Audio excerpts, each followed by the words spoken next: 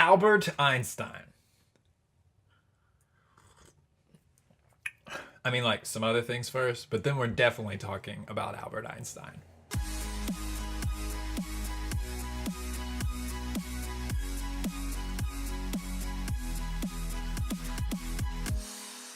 Okay, so I've got a message this week for anyone who does arts related work for someone else. Like if you're a full-time author, painter, or whatever, mad love, go on, I'll see you next week. But I have to talk about this weird phenomenon. Like, have you ever been in a situation where you're in a project with someone else and you know exactly what they need? Like you can see it. You can see the issue, you know you can solve it, but they're just like not quite there yet.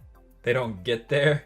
And then someone else comes in the room and explains it. They're like, oh yeah, XYZ. And that person's like, oh, I get it. And you're like, I just said that. Why don't people understand that? And I thought that this was just me for the longest time until I started meeting other creative people. And whenever I was researching this topic, I found a phenomenal quote that I have to read to you right now. And it's this: how well we communicate is determined not by how well we say things, but how well we are understood. And I think that this is for creative people, right? It's supposed to motivate you to like make creative stuff that speaks for you. But can we be honest? Like in this world, that's not the whole deal. You have to know exactly what you're doing. You have to know why you're doing it, and you have to know how you're going to do it. And then you have to be able to wrap all of that up in something a salesperson can understand. Listen, this week I want to encourage you, talk the walk. Once you get to a place where you know your art and your creativity so well that you can explain it to someone who doesn't understand it, that is the ultimate nirvana. And I know you can get there. It's a constant work in progress for me, but that is the ideal creative, someone who can do what they mean and stay exactly what they do.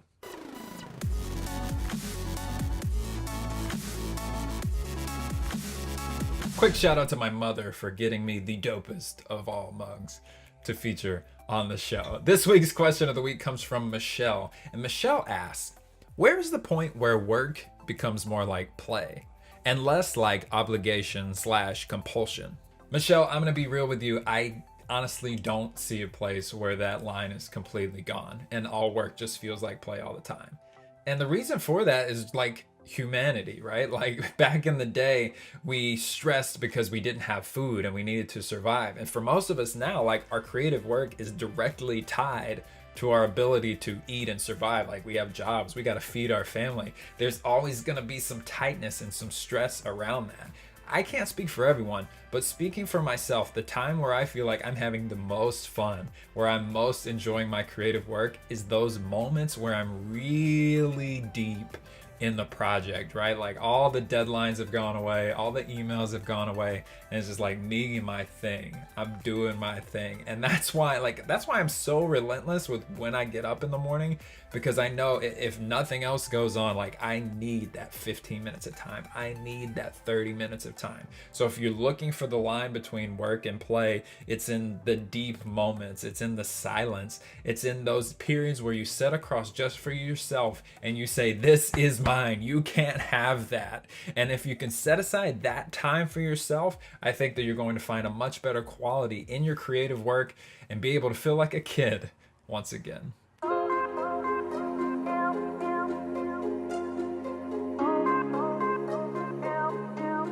This week's artist spotlight goes on Albert Einstein.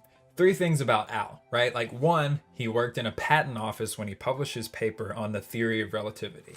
Which you hear that and you're like, oh, poor Al, like he was a genius, but he was doing this like boring task work. And I want you to think about that for a second when I read this quote that I found from him. And Albert said, a practical profession is a salvation for a man of my type.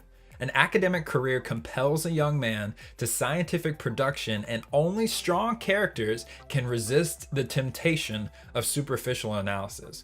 And that's the Einstein way of basically just saying, like, I need to do some boring work so that I'm not forced to kind of compromise on the stuff that I care the most about. He took a job that was super boring. You talk about blurring the line between work and play. He was like, this is all work. I'm just doing this to pay my bills so that the back of my mind can work on something else. The second thing, why does everybody know this guy?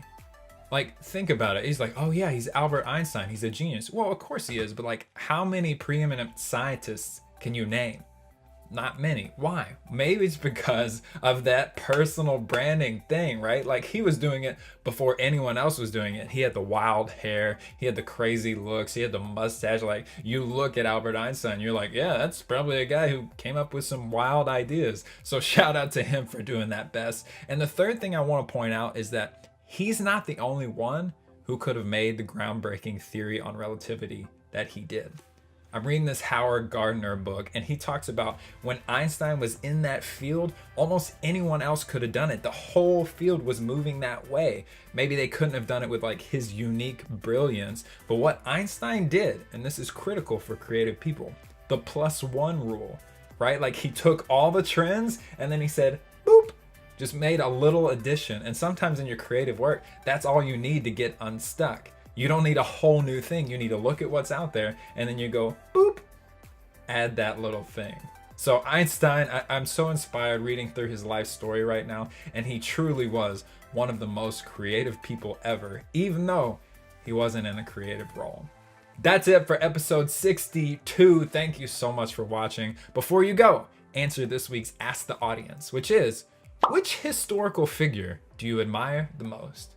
I'm looking forward to what you put in the comments and finding out some more people to read about, so let me know. I look forward to chatting with you. Once again, I'm Todd B from Tennessee. Thanks so much for watching. Oh, thumbs up if you like this show, and I will talk with you next week.